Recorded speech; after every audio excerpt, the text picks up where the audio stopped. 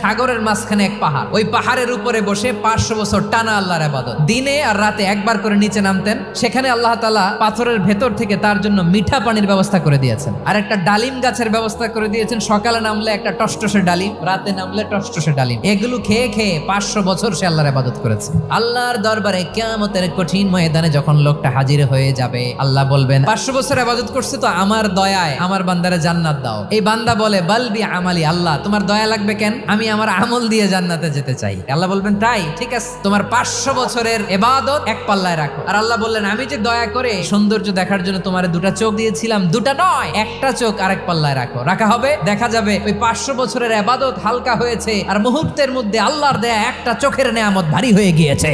ফলাফল দেখো, হিসাব বলে তুমি এখন জাহান্নামে যাবা, যাও এবার জাহান্নামে যাও। এবার লোকটা কাচুমাচু করে বলে আল্লাহ এবার আমি বুঝতে পেরেছি তোমার দয়া ছাড়া দুনিয়ায় কেউ জান্নাতে যেতে পারে